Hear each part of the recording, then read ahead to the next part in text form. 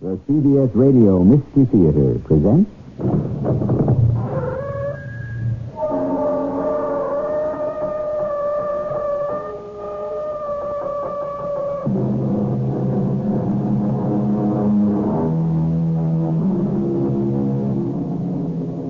Come in.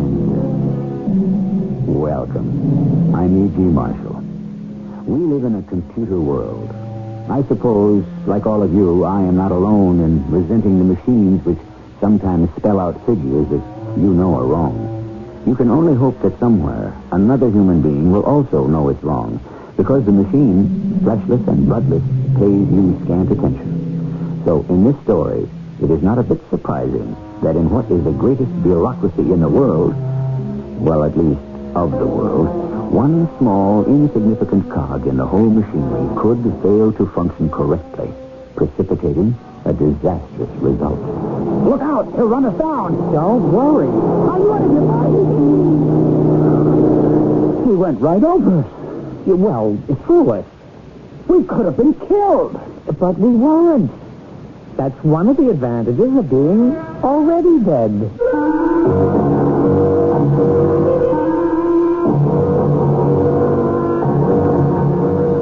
Our mystery drama, Dead Wrong, was written especially for the Mystery Theater by Ian Martin and stars Ralph Bell and Jack Grimes. It is sponsored in part by True Value Hardware Stores. I'll be back shortly with Act One.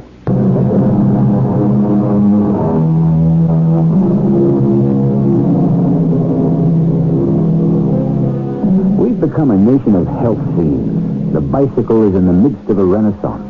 Most of our population labors through each day on one diet system or another. People are out punishing themselves jogging. America has always been a land of excess, and when we make mistakes, there is never anything small about them. The temper of our time.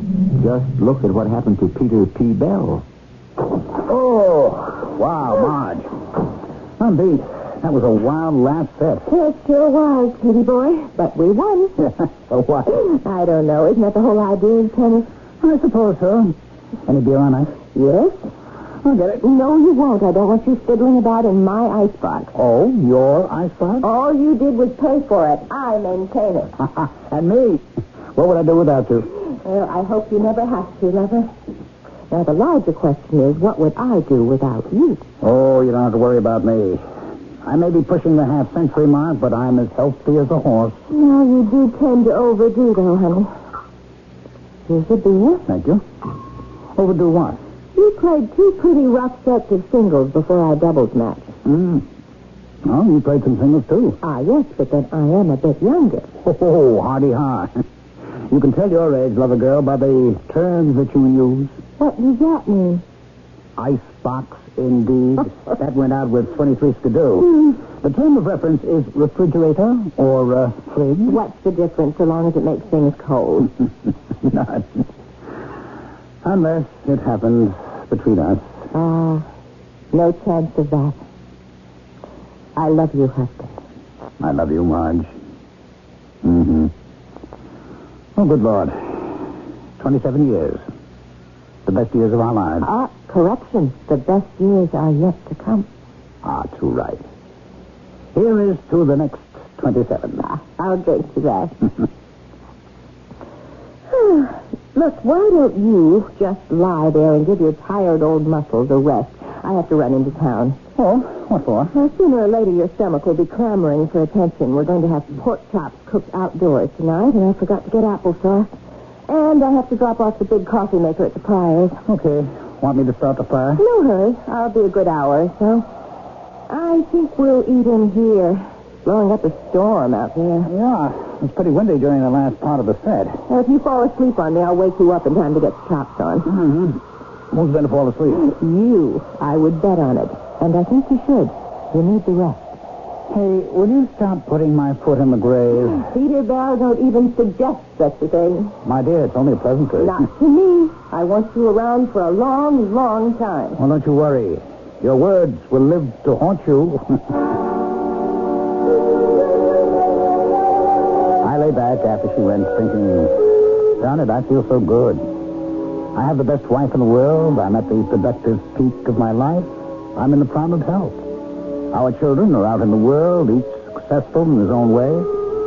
And Marge and I are living a second honeymoon with nothing missing from the first except inexperience. This one is total enjoyment. The whack of the screen door brought me awake, if indeed I had been asleep. I thought, of course, it was Marge coming back. But instead, it turned out to be my introduction to Elmer Potts. Yes, can I help you? Yes, I think so.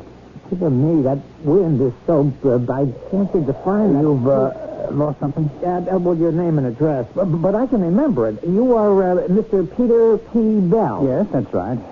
But I'll be frank, Mr. whoever you are. The Elmer Potts. If you came to sell me something, I am not buying. Oh, I didn't come to sell you anything. I've come to fetch you, Mr. Bell. Fetch me where? Over there. To the other side. The other side of what? But I don't blame you for not wanting to accept it. I was the same way myself. I just said, why, this is silly. This can't be happening to me. This what? This being dead. I didn't want to die either. What are you talking about? You, Mr. Bell. Are you trying to say that I'm dead? You have to be. Why? Because otherwise, why would they send me for you? Send you? Who? Well, the controllers and whoever runs it over there. I can't tell you too much because I'm so new myself. New to what? Well, to being dead. This is my first time back since I passed over. Hey, what kind of a nut are you? Well, if you'll excuse a little joke, a hard one to crack. Because there isn't any substance to me, just like you are now. What do you mean? Well, it's just the spirit part, and the body's left behind. Look, in the chair you got up from. Say, that's me. That is me, sitting there. Well, it was. It's just a husk now. Hey, what kind of tricks are you trying to play on me? None. I know it's hard getting used to it first, and it hits different people different. Oh, but I can't be dead. I'm not even 50. And I'm in the best of health, and I'm happy. I have everything to live for. I'm sorry, Mr. Bell. Oh, no, there must be some mistake. Look, I'm sorry. I haven't got time to argue with you. I've got a schedule to maintain, so we'd better get started. We got a long way to go. No, wait a minute. Where are we going? Over there. Where is there? Where you go when you die. You like it once you get used to it. Come on. What right have you to take me anywhere? Who are you anyway, huh? Well, I'm just Elmer Potts, like I told you. But I've been delegated, and that means you have to go. Delegated by whom? Well, directly only by my controller, but he acts on orders of the supervisor, the man himself. But that isn't the way it works. It's death that comes to take people away. Well, that's what I thought, too, before I made my crossing. But, well, you can see now, like I can see, that was only in olden times. There are too many people kicking off now for one person to handle the whole thing, so that's just like one of the dirty jobs you get handed when you're new over there. Job? Sure. Now, come on, we got to get a move on. I am not going with you. Mr. Bell, you haven't any choice. You got to go with me. You're dead. I set every ounce of will and muscular strength I had to resist this pale, small lunatic, or magician, or whatever he was. But his hand under my elbow propelled me inexorably forward, right through the screen door of the porch and on towards the front of my house. The terror of it was clotting my throat. I saw my neighbors on each side outdoors, and I tried to yell to them, or wave, but my voice was frozen in my throat, and my arms riveted to my side as if bound in iron chains. I almost wish they had been, for I found that the wind was literally lifting me off my feet. You'll have a little trouble being weightless at first, like the astronauts, you know, but you'll get the hang of it. Where are we going? To the bus. I think we'd better cross the street here. Now, get back. This crazy kid will run us down. Don't worry. Are you out of my... He's good. He went right over us. Well, through us. He didn't even stop. He didn't see us. We could have been killed. But we weren't. That's one of the advantages in being dead. You can't be hurt anymore. But I don't want to be dead. Well, come right down to it. I suppose that's the main disadvantage. None of us do. Well, come on. We mustn't miss the bus. Bus? Why do we have to go by bus? I imagined after it was all over, well, I don't know. You just sort of be there. Or fly free, or... I don't know what I thought. Yeah, no, you're quite right. Everyone used to go first class, but like I say, in times like these, everyone is cutting back. Let's see, I need 4 quarters for the bus. Oh, bother. What's wrong? Yeah, but I'm out of change, and the bus is coming. Would you have 50 cents in change?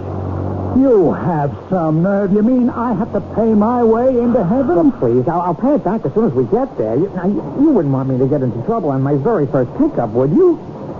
If nobody can see us, why do we have to pay at all? Well, it's the principle of the thing.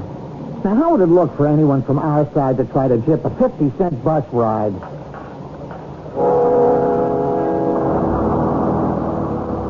The bus was crowded, and we had to stand.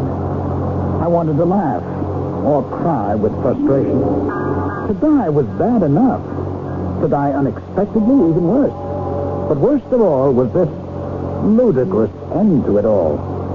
Swinging from a strap in an overcrowded bus, dressed in tennis shorts beside a small, undistinguished angel in a faded rayon polo shirt and pair of worn, striped, unpressed slacks. The bus ride ended at the airport. All right. Now what, Elmer? Oh, I have to go and check on the charter. It's probably late. They're always late. Why don't you wait here for a moment while I check on the flight? All right. Oh, and please, don't try to run away or something. It wouldn't do you any good, you know. It'd just be a bother. I won't try to run away. Good. There isn't anywhere to run anyway, except the other place, and you wouldn't like it there at all. I'll stay put, don't worry.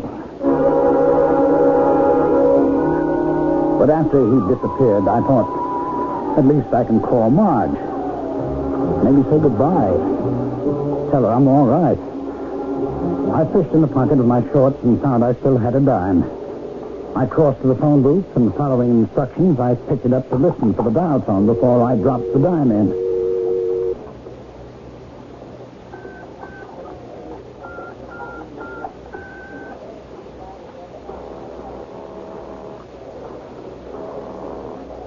I am sorry. The number you have dialed is no longer in service. But it has to be in service. It's my number. I repeat, the number is no longer... You're not a record. Are you live? That is a question I prefer not to answer. All right. Never mind that. I want to get the number I dialed. What was the number? 555-6381. As I told you, that number is no longer in service. It has to be in service. It's my number, you stupid... I do not have to listen to abusive language. You will control yourself. I will complete my sentence. That number is no longer in service to you. I stood there, hanging on that phone, the empty dial tone whining, and I never in my life felt so unutterably alone. Now I knew absolutely and completely that I was dead. I didn't know how or why, but there was no escape. Is this what it's like beyond that final curtain? Is Peter P. Bell actually dead? Of course not, you answer scornfully. He's only fallen asleep and is dreaming all this. Well, that could be the answer, but it isn't in our story. I'll give you a hint. Peter is completely dead as of the moment. But if he is, you say, then that's the end of the story. But it isn't. I shall return shortly with Act 2.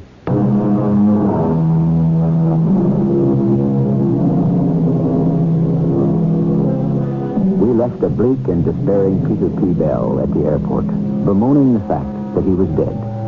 He is invisible, and since he has tried to call to his neighbors for help and cannot reach his wife on the phone, he is truly incommunicado. It's what shall we say, It's a heaven of a situation. That's where he's bound. Only he is far from happy at the whole prospect, as his guide to the beyond returns from checking on their charter flight. I thought you'd never get back, Mr. Potts. Oh, I'm sorry, Peter. Everything is chaos. Yeah, of course, the flight is late. Yeah, it looks like a long trip. You might as well call me Elmer if you want. All right, Elmer. Well, what have you been doing since I was gone? I tried to phone my wife. Now, that was silly. You can't go trying to call your wife on the regular telephone when you're dead. Well, how can I reach her? In the course of time, through the regular channels, I suppose. What are the regular channels? Well, like I say, I'm new, and I've only skimmed through the orientation book, but I guess it would depend on religion, or maybe a seance with the right medium. You could look it up yourself once you're all settled in. I don't want to be settled in. I can't be dead. Just doesn't make sense. We all feel that way to start off. Now, listen to me, Elmer. Something is wrong here. There's got to be some mistake. No possibility. No possibility at all. Now, you said you lost my name and address or something when you first came in, didn't you? I thought I had lost the invoice, but while I was digging for the airplane tickets, I found it. Here. Let me see. Sure. There you go. There, right there. Peter B. Hell. 25 Sperling Drive. There is a mistake. That's not me. Your name is Peter, isn't it? You live on Sperling Drive? No, Sterling. S-T with a T, a T. But you do live at 25? Yes, well, a typographical error. No. Look, you got to listen to me now. Sperling Drive's about 4 or 5 blocks from us. And there is a guy just moved in there. Our mail gets mixed up. His name is Peter B. Pell with a P. And that's not me. I'm Peter P. Bell with a B. And I live at 25 Sterling Drive, not Sterling. I know it. You got the wrong man. Wait, let me see that invoice. Yeah, well, sure. Peter B. Peter P. Sterling. First to 25. Yep. Oh, it's not fair. Fair, it sure in heck isn't. I mean, to me. I meant to me. But I didn't make the confusion. Well, neither did I. Still in all, you should have done something about it before this. You think I haven't? We have a Sterling Avenue Association to bring pressure to have Sperling Avenue change its name. But they have an association wanting us to. So the whole mess has been bogged down for years now. Why did Peter B. Pell have to move on that street? Yeah, that's what I say. The mail is fouled up all the time. So why didn't you move out or something? Hey, listen, I was on my block first. Long before him, I built my house mostly with my own hands. Why didn't he move out? Well, how should I know? Well, you should have known. You should have moved him out for me. I made a mistake. We all do. Yeah, well, we can all correct them, too, and you better correct this one. It's a beaut. I tell you that. No, look, Mr. Pell. I mean, Mr. Bell. Just call me Peter. That won't do any good. There's no way of keeping you straight that way. Pete. I'd better stick to Mr. Pell. Bell, I mean. No, I forgot what I was going to say. Don't look at me. I can't help. That's it. You can, yes? Oh, have a heart, Mr. Pete? Pete, yes, Pete. Yes, Pete. Look, this is my first assignment, and I don't want to foul up. It's kind of the story of my life, so I figured with a new start, maybe it doesn't have to be the story of my death, if you know what I mean. What are you asking me? Couldn't we just let things lay? You mean I should just roll over and play dead just so you don't make another foul up? Oh, I sure would appreciate that gesture. Gesture? Now, look. I want to get back to my wife. Or better still, back to my home before she comes back and finds me dead in that chair. I don't want to put her through that. I can appreciate your concern, but I don't know how to do it. To do what? Get you back there. You can go blow. I'll get back myself. Oh, you can't do that. Oh, yes, why not? Well, it isn't that easy. I mean, the books have just got to be, reconciled. I'm just afraid there's no way out. Oh, that's going to be your attitude. Well, it sort of has to be, I guess. Let me see that invoice again. No, see, the name is wrong. I admit that. Between us, anyway. Now, hold it a minute. I'm reading something. Well, what? The fine print. I happen to be a lawyer. Yeah, just my luck. Here. You see? What? Oh, never mind. I'll read it to you. This Invoice void and non-collectible unless with addressee's signature. You never asked me to sign anything. I didn't see that clause. I came without my glasses. I always was forgetting them, but my daughter was there to remind me. Yes, I guess she wasn't this time, eh? Well, of course not. She's alive and well and living in East Pocono. Oh, bully for her. Yes. That goes for me. I want to be alive and well and living in East Smithfield. Now, how do we go about getting me back to that happy state, eh? You're going to insist? You're darn well right I'm going to insist. Well, I don't know how to go about it. I'm sure it's very complicated. I'll have to call my superiors. Oh, great. Come on, let's get cracking. They may be a bit put out with me. That's your problem. Mine looms a little larger on my horizon. Come on, get on that phone. I don't think I have any coins. I'm willing to venture a dime. Well, you'll get it back. It's a toll-free number. You know, they're really awfully busy, and I'm not sure anything can be done. I mean, it's unfortunate, but too late. It better not be, or I'll sue for false arrest. Or soul mapping, or whatever you want to call this. You'd have the nerve to sue? Yes? Is this the person to whom I'm speaking to? To whom did you wish to speak? You see, I'm new. This is pickup messenger 006534219, sector 1427. Never mind all that. What's your name? Elmer Potts. You might not know me. I'm new. Nonsense. We watch every sparrow that falls. What's the problem, Elmer? Well, you see, this is all kind of fresh to me. I mean, this is my first time, and Get to the point, Elmer. What did you do? Pick up the wrong one? Oh, how did you know? As I told you, we watch every sparrow that falls. Watch every sparrow that falls. Yeah, but you see, I picked up the wrong bird. You've got to learn to keep your eye on the ball. I know, but I didn't. What do I do now? I'd suggest you go back and make an exchange. But this one, I mean, the one I did pick up is threatening to sue for false arrest or something. He's within his rights. Oh. If I were you, Elmer, I'd get on back to the one you should have brought and somehow convince him he's got to go. Yeah, but just in case I run into trouble... I'd say you already have. However, in the meantime, I'll take this right to the top and get a ruling. But I think you'll find out my suggestion's the only one that will work. Okay, well, wait a minute. I haven't any transportation, and I'm out of money. What do I do about that? I'm sure you'll find a way. But how? Your pickup, hasn't he any dough? Well, maybe, but Then borrow it from him. Tell him you have the best of credit. Well, what happened? Well, we got to go back to Peter B. Pell and talk him into taking your place. Oh, why shouldn't he? He was sick or dying, wasn't he? Or you wouldn't have been sent in the first place? I guess you're right. Oh, dear. Oh, if he's waiting for me, I shouldn't keep him waiting. All right, then let's go. The only thing is, would you have bus fare? No. Oh, well, I guess we'll have to walk. Oh, forget it. We'll hijack a cab or something. That's against the law. Yes, I know. But we'll take a chance. I had to drag Elmer the equivocator out of the airport and outside. Traffic was getting heavy and lots of cars were unloading and cabs dropping off and trying to hang around for pickups. I spotted one where the driver had made a sign to a cop friend and ducked inside to the John. In a moment, Elmer and me were in the front seat and taking off. I never did anything like this in my life. You think I did? Then what are we doing it for now?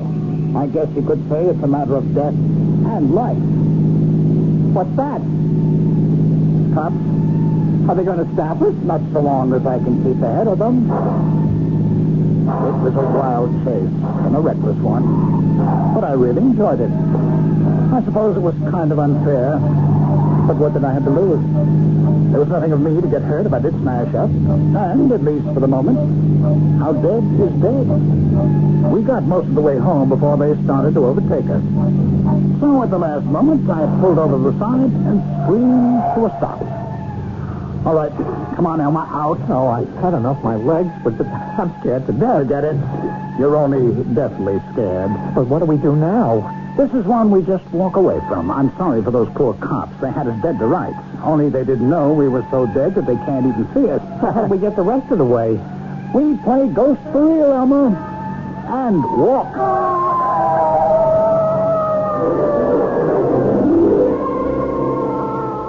We left the befuddled cops carefully surrounding a completely empty taxicab, moving in carefully to find nothing but a $6.85 tab run up on the meter.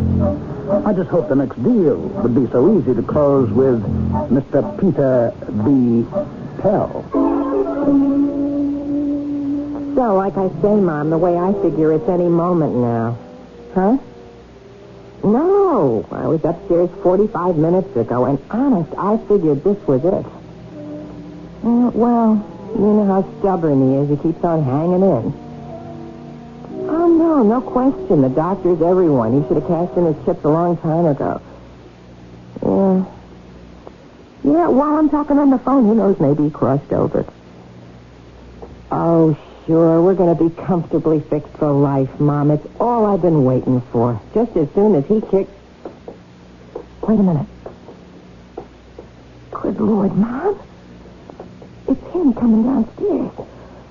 I don't know what resurrected him. But, yeah, don't worry. I'll call you back.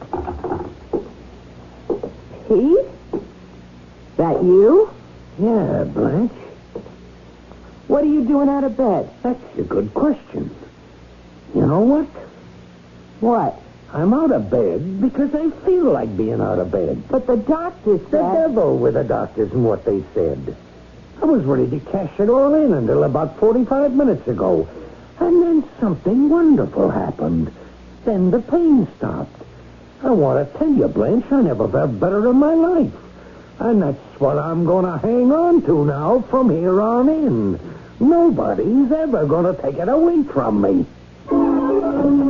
Which bodes no good for Peter P. Bell, the protagonist of our story, who has found himself unfairly tapped for the grave. If his only chance of escaping an untimely death depends on his alter ego, it would seem that he has little chance of persuading him to change places. I'll return shortly with Act 3.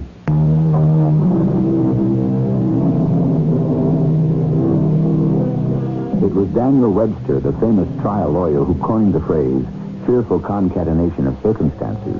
But whatever the circumstances that caused him to say that, they could scarcely hope to match the one that Peter P. Bell faces now. Fortunately, he can still hope, because he doesn't know what we know, that the man who should have died, Peter B. Pell, is now luxuriating in his new lease on life and has no intention of letting it go. Peter, I'm going to call the doctor. You bring any of your old quacks around here, I'll throw them out on their ear. Who were you talking to on the phone when I came down? That was just... Your mother. Well, yes. Is there anything unnatural about that? Yes. Your mother. That is a terrible thing to say. Well, what else is there to say about your mother? I don't want to talk to you. Good. That makes it unanimous.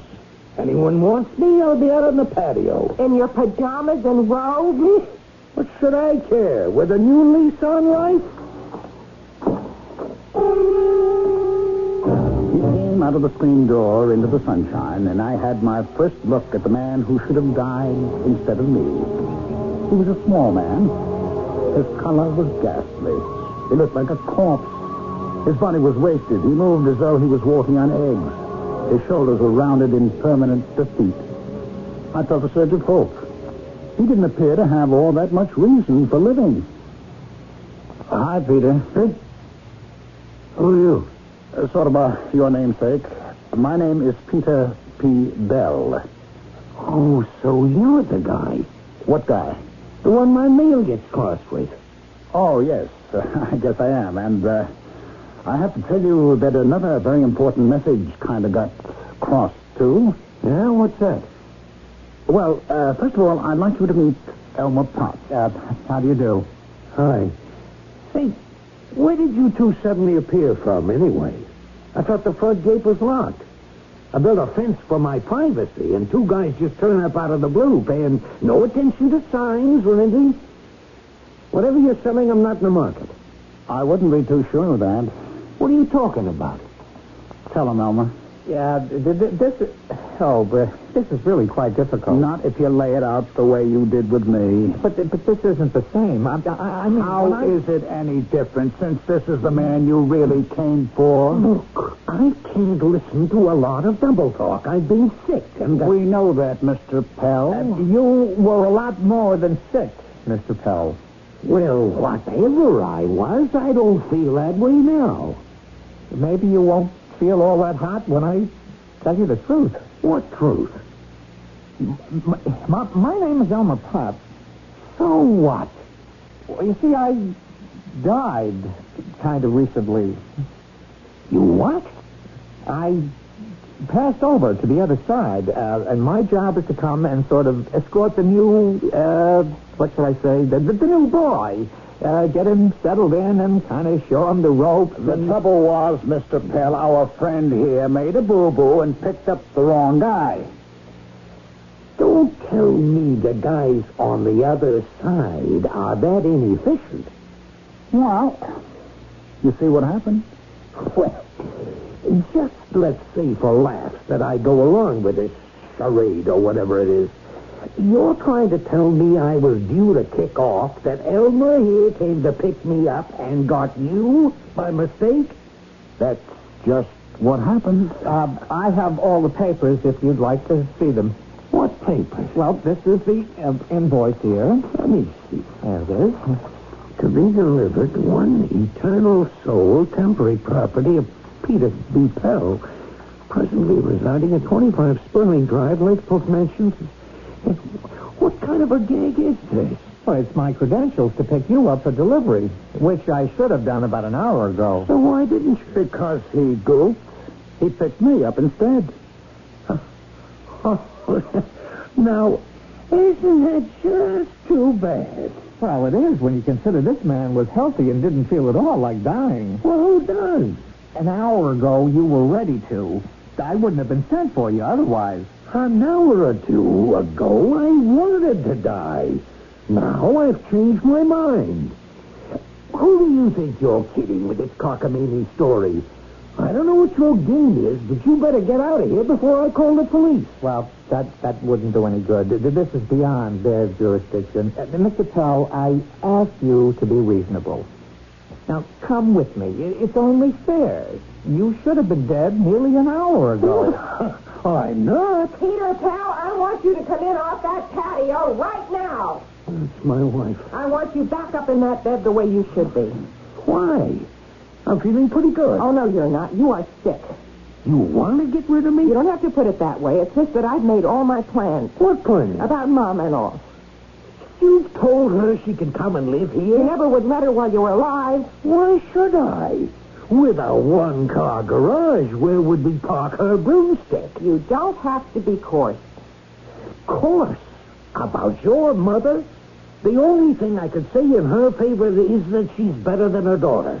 Not much, but better. What do you mean, her daughter? Well, how many has she got? Me, and that's a rotten thing to say about me. What else have you ever given me cause to say? What chance have you ever given me to say something nice about you? Oh, why didn't you die? Is that what you want? You are not going to make me say it. You figure out whatever you want. Now, are you coming into the house? No. Why? Because I don't feel like it. Okay, that does it. Where are you going? To call the doctor. You never could see things straight. After a lifetime of driving me and my sweet mother and everybody else connected with you out of their minds, I finally realized the whole problem is that you've been out of yours ever since the beginning. Thank heaven I don't have to live with it anymore. I'm not dead yet. You might as well be. I'm going to have you locked up. That's my wife. That's my life. Hey, where'd you fellas go? Were you calling us? Yeah, you guys.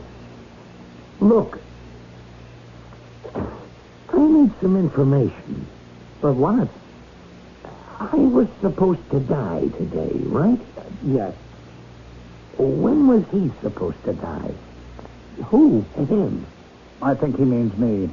Oh, well, I don't know. Yeah, well, who does?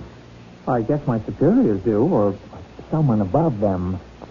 Can you contact them?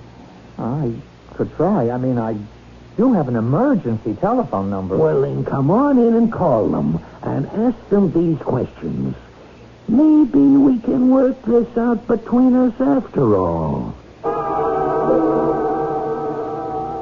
This is Pickup Messenger 006-534-219. All right, Elmer. We know who you are.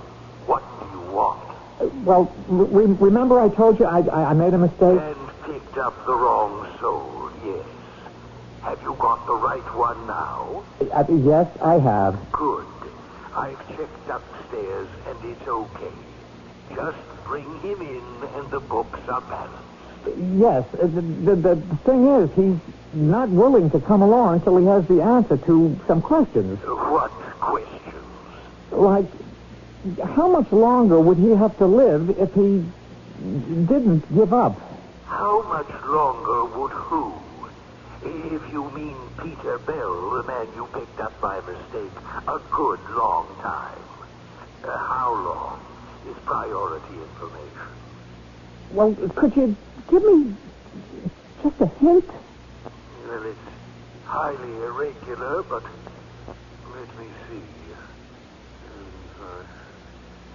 Oh, well, he'll be able to usher in the 21st century and then some, if you make the exchange. Well, and if I don't, then the other guy will? That's the way the ball bounces. The guy's wife, her name is Blanche. Could you give me any rundown on her? They could have my badge for this. But for the sake of keeping the book straight, let's see. Well, she's going to be around just about as long. But of course, she won't be headed for us when she checks out. Oh, she's going to the other place? Oh, definitely. And her mother? We try not to separate family members as long as they deserve each other.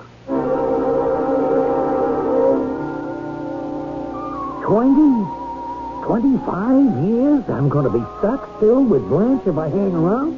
It looks that way. And her mother... She's moving in. It's all set. What's the point in living? You say if I head now for the happy hunting grounds, they won't follow? I think reservations have been made for them elsewhere. Okay, Peter Bell. What would you do in my position? Well, I have to tell the truth. I'd want to stick around. But then Marge and me, well, you see, we've never been separated, and we never want to be. Straight goods? Straight good. 25 more years with Blanche and her happy mother. Who's kidding who? Okay, Elmer. You're not making any boo-boos this time. Come on. Take me home.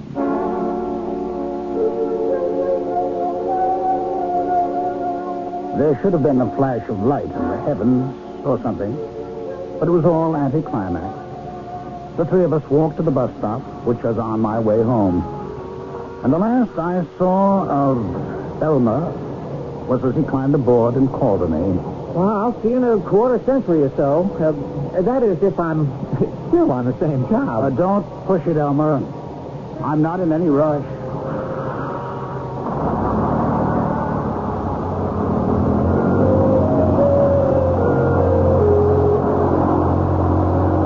I walked on home and onto my screen porch. It was just as I'd left it a little over an hour ago. Except what was left of the beer was flat. I poured it out down the kitchen drain and took a fresh one out. I just returned to my seat when I heard the car pull up and Marge's cheery... Hello, darling. Marge. Oh, was that terribly long? Centuries. You missed me that much? You will never know. Hey. Oh, this is love. Pure love. And Thanksgiving. Well, whatever it is, it's good. Are you that glad to see me? Always. And forever. What have you been doing since I was gone? What have you been up to? Thinking long thoughts about how lucky I am and how much I intend to appreciate it. You all right, Peter? Oh, Marge, darling, I can tell you unequivocally, for the life of me, I never felt better. We are such stuff as dreams are made on, and our little life is rounded with a sleep, said Mr. Shakespeare. Is that the epilogue for this story? Was Peter P. Bell asleep and dreaming a strange dream? Or did an emissary of the Grim Reaper truly come for him? And was he fortuitously returned from the shadow of the dead? I leave it up to you to pick which explanation satisfies you most. I'll be back shortly.